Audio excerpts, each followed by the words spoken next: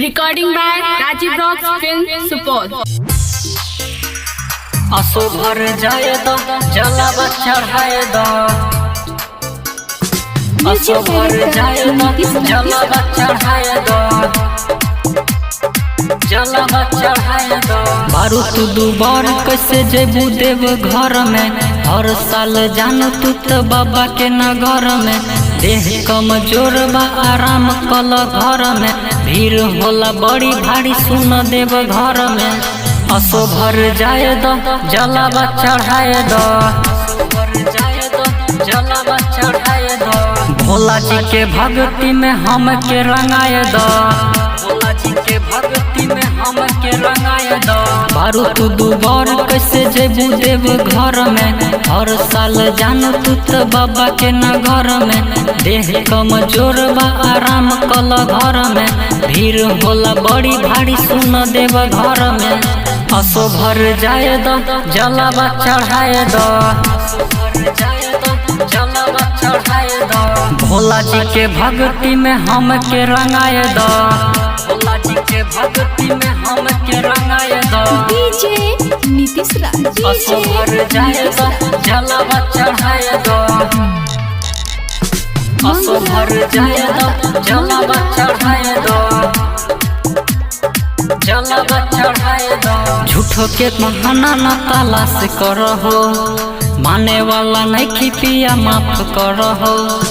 आवे जाए वाला काम साफ करहो। घर ही में भोला जी के जाप करहो। असो भर जाए दो जलावा चढ़ाए दो। असो भर जाए दो जलावा चढ़ाए दो। भोला जी के भक्ति में हम के रंगाए दो। भोला जी के भक्ति में हम के रंगाए दो। बारू तू दुबार कैसे जेबू देव घर में। हर साल जान तू तो बाबा के नगर में। देह कमजोर बा आराम कल घर में। भीड़ होला बड़ी भारी सुन देव घर में। असो भर जाए दो जलावा चढ़ाए दो। असो भर जाए दो जलावा चढ़ाए दो। भोला जी के भक्ति में हम के रंगाए दो। भोला जी के भक्ति में हम के रंगाए दो।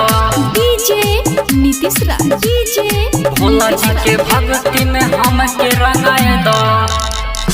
मंगुरा। असो भर जाए दो जलावा चढ़ाए दो।